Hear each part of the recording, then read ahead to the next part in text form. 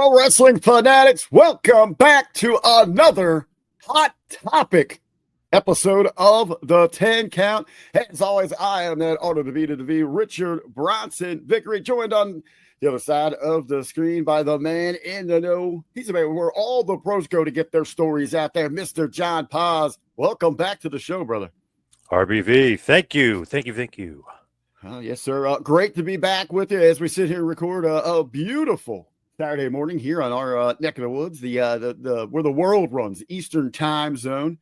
You're there on the shore. I'm in the heartland of it all, the OHIO. This week, Poz, we've got some modern, up-to-date headlines. I know we like to pepper in the past, the present, the future. But we're going to talk about what's happening in the now. We got a lot of different companies that we're going to talk about. But Poz, to kick things off, since we sat down and recorded, kind of the biggest news that has been rocking the world of professional wrestling, and it is that the WWE has sold out WrestleMania. Yes, not this upcoming WrestleMania in 2026, but 2027.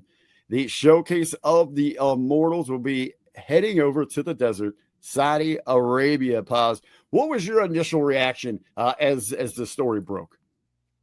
The initial reaction is like, wow, TKO, they are just, whoever the highest bidder is, boom, you got it. We'll take it. Hey, let's announce New Orleans. Oh, Vegas outbid them? Nope, Vegas it is. Hey, Boston, you are going to get John Cena, the hometown boy, his final match. Oh, no, sorry, Washington, D.C. outbid you. We're going to move that match. Oh, Saudi Arabia. What? How much more than Vegas? Oh, wait, what? $100 million? Over $100 million for one show? Oh, we'll just make it Super WrestleMania. We'll have another WrestleMania States. Saudi said, nope, we want the WrestleMania TKO sold out.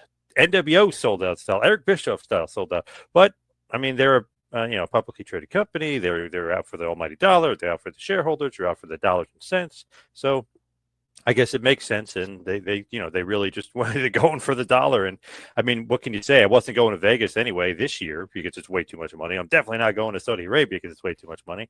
Hopefully, it'll be on in the afternoon, and I get to enjoy it then. But man, what a whirlwind! Because it just seems like they'll just do anything for the almighty buck. There's one interesting point that you hit on there, Poz, that I am 100% on board with you. And I do love when they go overseas for those things because in our old age, I am getting used to these afternoon shows. I'm okay with being in bed by 9. Absolutely. So that is, if there is any bright light to shine on this situation here, that is absolutely it. When this news broke, I have to admit, I was right there with the marks. I was furious. How could they do this? I mean, I'm okay with other shows, even one of the big, if you created the crown jewel, you're giving them the Rumble, okay, but WrestleMania belongs to the people. How could you do this? How could you sell us out? And then I had my senses. I came to my senses. They came in and just super kicked me in the side of the head, and the harsh realization about this: TKO did not buy the WWE to protect the sanctity of professional wrestling. They are not here for the families that made this sport such a great, grand spectacle that it is. They bought this just for that, to make as much money as freaking humanly possible. You've got a figure there, and I've heard between Mania and the Rumble, $350 billion for those two events to come to Saudi Arabia. There's not a whole lot in this world that I wouldn't do for that kind of money. And especially running a wrestling show over there. I think I'm going to get over some hurt feelings about that. That's what this thing is all about. I've had people tell me I'm crazy. I've been saying this for months now. TKO, WWE, they are no longer in the professional wrestling business. What are you talking about? What do you mean, RBV? Yes, pro wrestling is a product and a catalyst, but TKO is in the business of big time, big payday events, streaming distribution, and branding. Wrestling just happens to be a product for that. And if you don't believe me, here's the proof in the pudding that WrestleMania is going to Saudi Arabia. Now, Poz, with that, we got all sorts of speculation because that dollar value, we've heard that's going to kind of be pending on what superstars make the trip over there. And we've got all those crazy stories in the past that the Saudis have requested matches from Yokozuna. So they just brought in a sumo guy. They requested the Warrior, who had been gone for a couple of years. I'm sure that they probably got Hogan on the short list right now for the upcoming Saudi. So, Poz, looking at that crystal ball, that you've got over there? I know you're one of those mystical types. Looking at that crystal ball and let me know who is going to be headlining our headliners for WrestleMania Saudi. Here's the crazy thing. So WrestleMania, they always bring in big names like The Rock, obviously a couple years ago. I know Cena's been a part of Mania, for a long time, but they obviously Cena was the main event last year. They're bringing guys, albeit which is a huge mistake, was terrible, to bring guys like Travis Scott, who was world renowned. I mean, they'll always bring those big name celebrities, but it's like, wow, once Saudi gets involved, they're already contacting The Undertaker and Michaels to come out of retirement. They're already contacting all these big names. So to be honest, I kind of expect, I already heard this rumor, I expect Stone Cold Steve Austin to make his return here and be a Saudi headliner. And I am expecting The Rock. I don't know if they'll be wrestling each other, a tag match or something, but I'm expecting The Rock and Austin to have their returns and be kind of the Saudi headliners, if you will, because that's what they'll do. They'll literally give Austin, a boatload of money. Obviously, they'll give The Rock a boatload of money, and they'll have him put on a match. So I feel like they're going to go all out. I think Michael's already turned it down, saying he's retired, he's too old, and this and that. That just means I need more money, pal. I know Triple H physically, because of his hard can't wrestle, so obviously he's out. But Undertaker is a possibility. I just said there's not a whole lot I wouldn't do for that kind of money. We'll find out what Triple H's limit is. But as you said, I've heard all the names that you had mentioned there, Kane, and you gotta believe that any and everyone that falls into that legends category is going to be chomping at the bit, blowing up emails, ready to kick in the door just to get an opportunity to be on that undercard. You got to believe, even like someone like the Dudleys, the Hardys, Christian and Edge, we got a couple years. Hey, we'll go over there and recreate a TLC for you. We'll do that. So all these names, do you think we'll get a legend versus a legend in the main event? Or what if they took all of them and made like a legends team versus some of the young dogs and maybe go out there and take those bumps, create that movement and kind of a working match? I could see a tag match or maybe a 6-man or something, but 2 legends on each side, and like maybe Cody on one side, Rollins on the other. Something of that ilk where there's legends and current guys mixed in, which wouldn't really have that Mania feel, but it would have those all huge names that the Saudis would absolutely love to have as headliners. Absolutely, it's going to be interesting to see that who has sworn off that they're not going to lace those boots up anymore. That they're going to come out of the retirement for that big Saudi payday. You know what? At this point, I know they're going to get a lot of people mocking them for it, but hey, go get that money, get that coin. And this could be like generational wealth for some of these individuals, especially just even getting on that undercard. Everyone's going to want to be a piece of that. Other big deals, happenings for the WWE. Hey, it's why we're sitting here recording. We are hours away from the debut. The partnership that seemed like just a dream, Poz. I always had hoped for it, but could it ever happen? WWE is heading to the sports mecca ESPN. Now, Poz, my question for you is, what are the expectations for ESPN, and not necessarily for WWE, but the mothership itself? What should ESPN expect from the wrestling world? I feel like they're already all in. Like they're just obsessed. Like they're almost like over the top with it. Stephen A. Smith and Ryan Clark and all these people. I feel like their expectations are just not super high, but I feel like it's just that they just wanted the IP or the intellectual property. They just wanted to have another huge brand on the docket. They're doing it with MLB and MLB TV, with NFL, and then Red Zone. So it's like, oh, let's add WWE in this IP. And hey, let's fast forward. Even though fans aren't even ready, they don't even have the systems yet. Nothing's in place, and you got to get the triple bundle, or you can get it for free. Oh, but not yet. You got to wait. Like there's too much confusion, way too complicated. I feel like they rushed it just because they wanted to start saying we have WWE and we're going to have PLEs and we have WrestleMania and stuff. It just feels like their expectations. I don't know, they might be kind of like in the middle, but the way that they're like promoting it and pumping it up, it's over the top. It's just too much. But I feel like it's not going to reach that level of where they want it to, because I don't think everybody's in line. I don't think everybody even has ESPN yet, this unlimited app. Well, you throw in there, the key word is confusion so far. And this has been, they have hot shot at this. We weren't supposed to get this until 2026. A lot of people were expecting, or especially around WrestleMania, WWE frees up their dates, their obligations with Peacock, and we immediately get this move I was kind of taken back because it didn't seem like ESPN was actually pushing it for a while. Now, this past week, yeah, they went all in on it. No pun intended. They wanted to make sure, hey, we have got this great special event. You do not want to miss this. You look at the card. They have stacked this thing with some superstar names, some big matches to draw some individuals in. As you said, this week has been packed. They are top to bottom, every show, every sports center. Even, the NFL games have made mention of it. They want you to know this product is here. And I think the point is not so much that they're trying to pull in the wrestling fan to get, go invest their money here, which has been such the uproar on our side of things. ESPN wants the sports fan, a lapsed fan, those that already are that have the app. They want them to be aware that it's there so that hopefully they go check it out as one of these many, many features a la cartes that are available here on the ESPN app.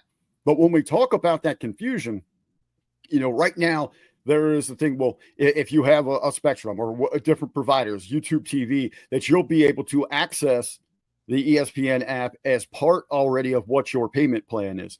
Now, it's looking like a good deal. Those majority of those are not going to be available quite yet until later in the year. So they're going to potentially miss out on WrestlePalooza. Interesting here, we were talking about this before we got to record. ESPN did put this out, and we're talking about that crossover, the audience overlap about those. 84% of WWE fans are NFL fans, 73 are NBA fans, 72 are MLB fans, and then 66 are college football fans. So they're saying that there is that common ground that everybody here is going to enjoy this. I thought a lot of these numbers were low. I was kind of taken back.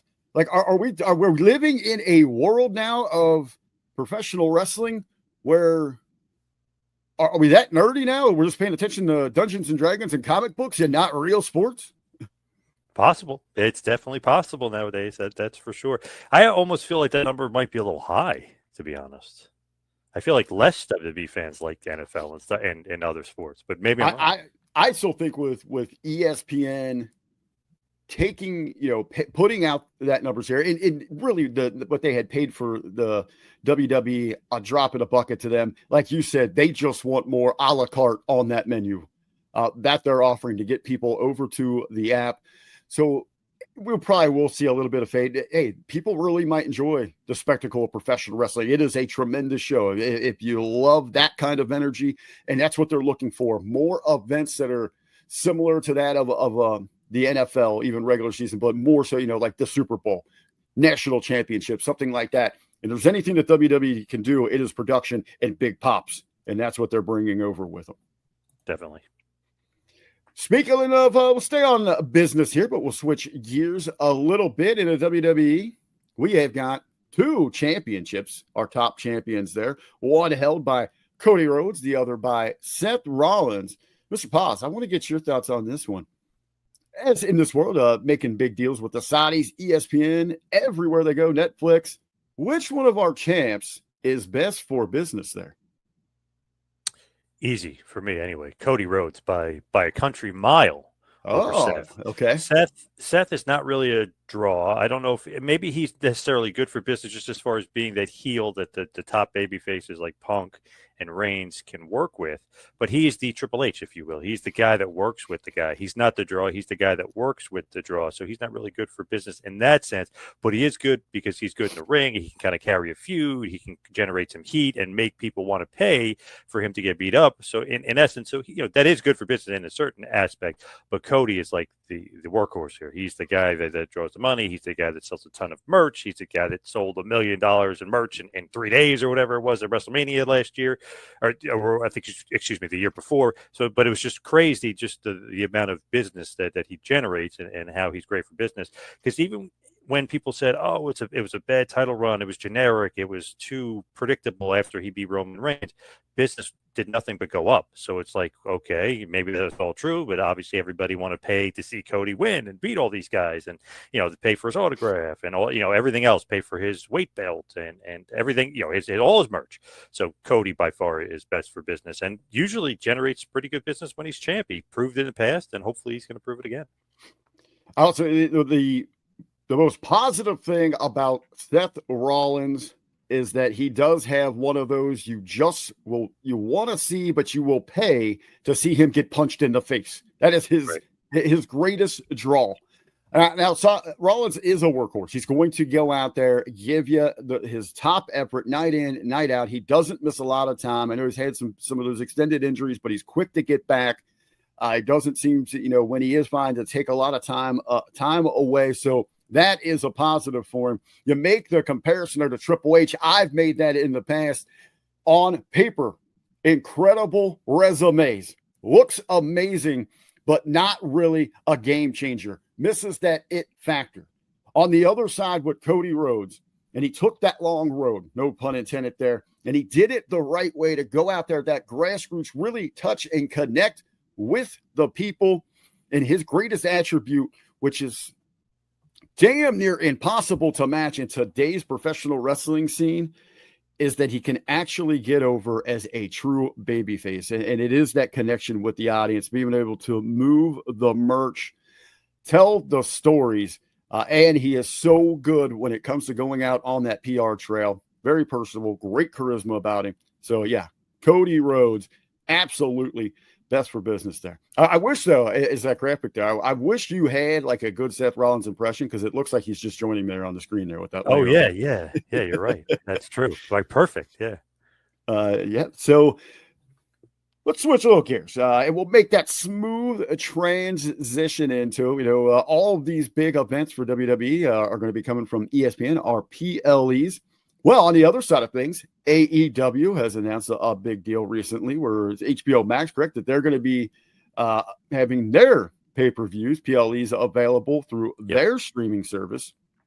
Plus, with WrestlePalooza, we also have All Out.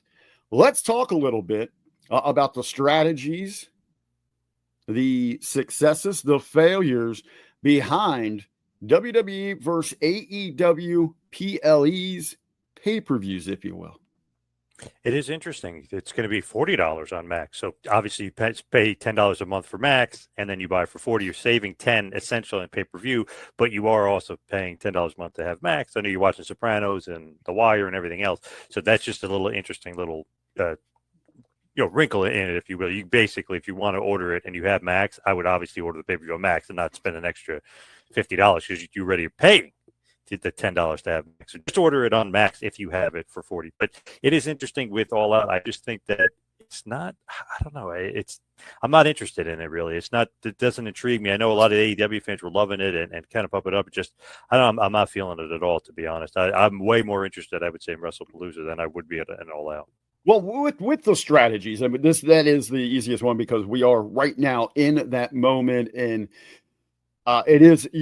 But the strategies. So AEW, they have shifted to earlier during the head-to-head, but overall, their pay-per-view model is we're going to give you a ton of content. Yeah, they're going to run. So let's go back to like All Out, the last big show. Great success, sell at the stadium. Buys were through the roof, but a long, long show. And we're going to talk about it a little bit more here. WWE compacts it. We're going to hit you with some stars. We're going to spread out our matches, not going to give them all to you at once. Boom, boom, boom. You're in and out. I can understand Tony's mindset. Not that I agree with it. I'm just trying to make sense of it. He's saying if you're going to invest that, I'm going to give you maximum content that I can. It is one of those things where you definitely get what you pay for with AEW for the most part. They usually put on good pay-per-views. It's usually a long show, so that's good.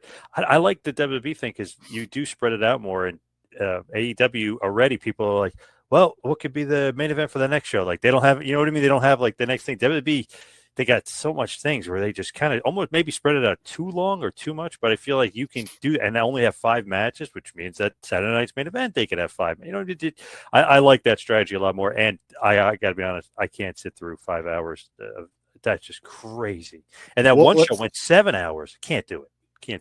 That actually brings us our long as fudge AEW events. As you said, coming up, as we're sitting here recording, we're about 2 hours away from the pre-show for All Out. That's going to be at 1 o'clock. At 2 o'clock, they have a 1 hour special, which will be free on Max and TNT. Then at 3 o'clock, they will run into their event. So that's going to be till about 7 o'clock. So I guess 4 or 5. We're at 6 hours there.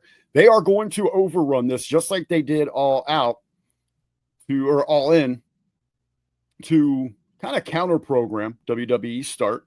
So going back to that Texas show, I believe at the end of the day, they had like 9 hours of content. Yeah. Now that inside of itself, could you imagine sitting in that arena for that long?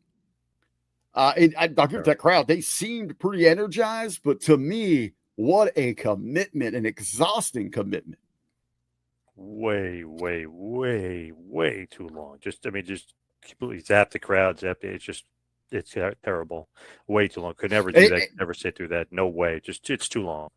So with our last topic, you make that comparison with WWE, they do. So we've got 5-6 matches a show, but half the champions aren't there. A good deal of the roster isn't. This one blew me away. So going into All Out Toronto, there's 11 matches announced. There's over 50 talents being used on 13 that now. Show. 13 matches. So yeah, it's 60 talents. Yeah, they pumped it up. Yeah, and that's just the wrestlers and the managers. That's not the referees. And the show's on when you got to rotate out the commentary team, give them restroom breaks throughout the thing. Yep. So again, obviously there's somebody that likes this. They're spending their entire day with it. They're getting a variety of this. In addition to that, though, now we go back to Wednesday. So I've got to get invested here at 13 matches all day long, 7 hours today, if I want to watch all of AEW. And you just gave me a heavily wrestling bell-to-bell packed Dynamite, 3 hours. I'm committing 10 plus hours to you that week. You've got to give me a chance to breathe, to kind of digest, consume what you just fed me, and then make me want more instead of just stuff me like a pig where I don't even want to look at you anymore. Yep. Be interesting. Less is more. Yes, exactly. That's exactly what I was going to say. If you do less, I think you get people coming back wanting more. You do more, everyone gets fatigued, and it's like, oh, come on. Well, there has been some rumblings, talks. We see them go head to head, and it's usually that WWE is the one that makes the later announcement, forces Tony to kind of shift his gears, if you will. Like they're going earlier today to kind of avoid that head to head. Well, it has been discussed. Tony Khan was asked about this, about potentially with a outrage with WrestleMania going to Saudi. And he said that he is very interested in running a major show in the spring of 2027. What would you say, Poz? What do you think the success rate, or is it just crazy to attempt something like this for AEW to run a blockbuster event opposed to WrestleMania? If WrestleMania is in the States and if WWE is in the States, Saudi, we'll go with the Saudi one. Well, I was going to say that would be a huge mistake. If it's in Saudi, I would do it 100%. I think that's a great opportunity, even for the indie shows to kind of latch on, in the WrestleCons to kind of latch. I feel like you'd get a huge buzz just from that alone of everybody wanting to have something stateside during Mania, because nobody's really going to make the trip. Although Game Changer Wrestling was saying they might go to Saudi and that there have been opportunities out there. So maybe there will be indie shows in 2027 for Mania and Game Changer wrapped around us. It would be interesting. But I think you got to do it if you're Tony. Have to be honest. I think it would be great. And I think it would be something unique where it's like, wow, they're putting on this huge show. They're finally fighting back and not kowtowing to the WWE, and like they're the ones counterpunching and maybe hitting a knockout or at least a knockdown blow. Yeah, and I like we've been very vocal on the Hamin Media Group platform that all is fair in love, war, and professional wrestling, and we've been encouraging Tony Khan and his team to fight back, to hit WWE in the numbers. And come up and speak out, where one company has said, we're not here for the families and the average fan anymore. We need a higher ticket platform. This is our new target audience here. And AEW should go the other way. We're here for everybody. We're here for the guy that just needs to kick back, blow off some steam, and live vicariously for us. You can bring the family to our show and not spend $1,000.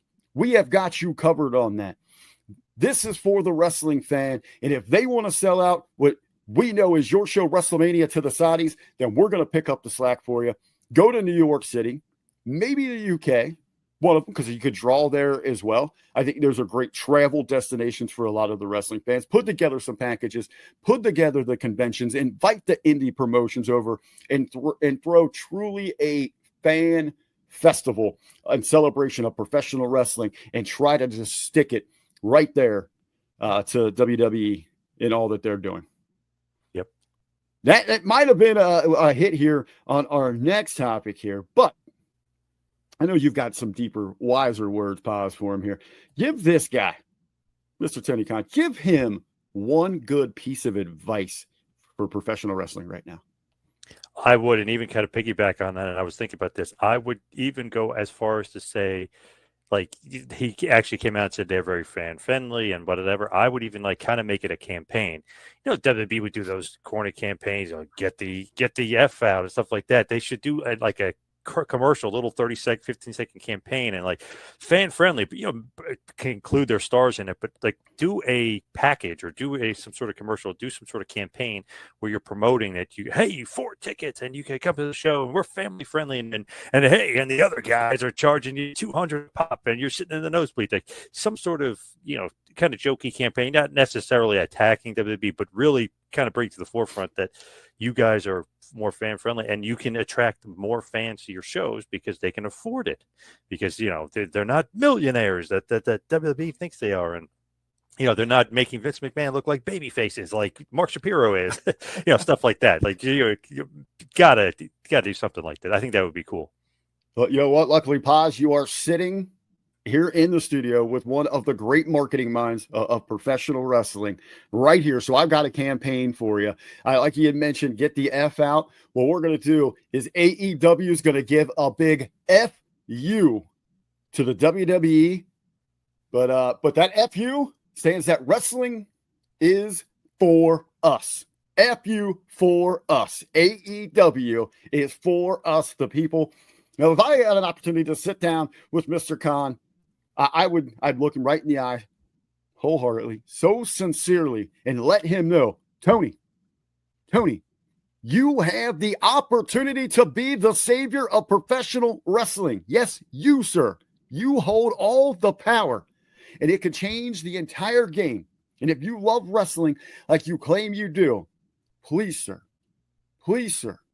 hire the right people to do the jobs that need to be done. Treat this as an entertainment company. Put together a true front office of true business practices, marketing, media. Let those people do those jobs. When it comes to the wrestling side, go get those brilliant minds. Go get somebody, roll the dice, give an opportunity to our boy, Ben Hamin, to go out there and do things that have not been done before. If you want a familiar name, go out, get a Bully Ray. Just hand those responsibilities over to people that have been there and done that. Delegate, brother, and you can sit back and reap all of that greatness and praise from the fans because you allowed these people to build your company up and you saved professional wrestling. That's what I tell Mr. Cotton there. Hey, we said we were gonna talk all sorts of promotions here. We're almost hitting everybody. We're touching everybody here, Poz. Yeah. You even threw in some game changer wrestling, but some potential big news coming here for Total Nonstop Action, TNA. And I got this off the wire from my boy, Frito Scoops, William Alicia.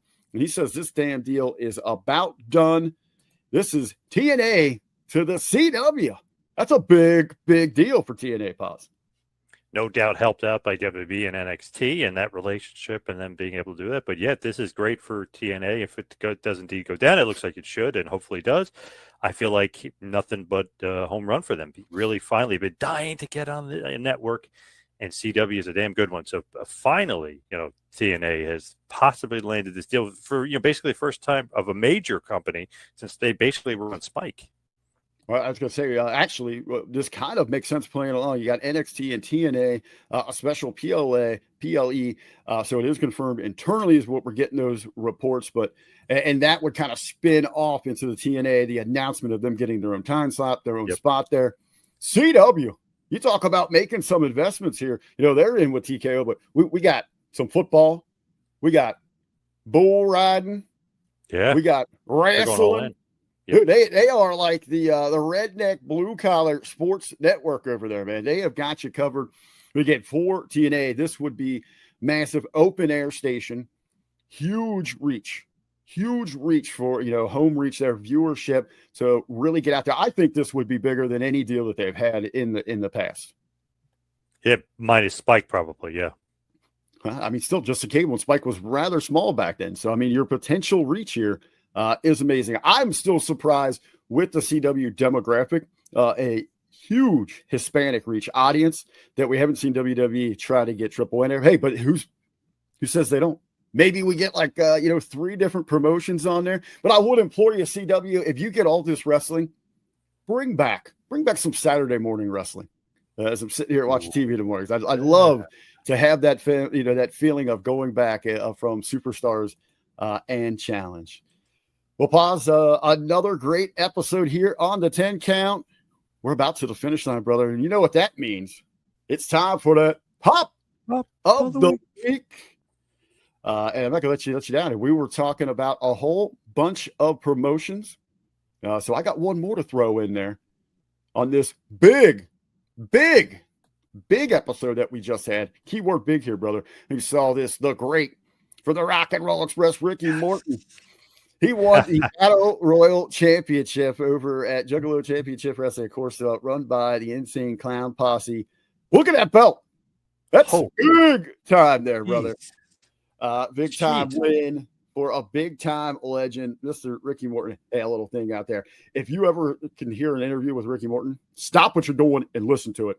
Entertaining as hell and knowledge beyond belief. All right there, fanatics. Thanks for watching us here on the 10 Count. We'll be back with you next week. John Poz, Rick Vickery.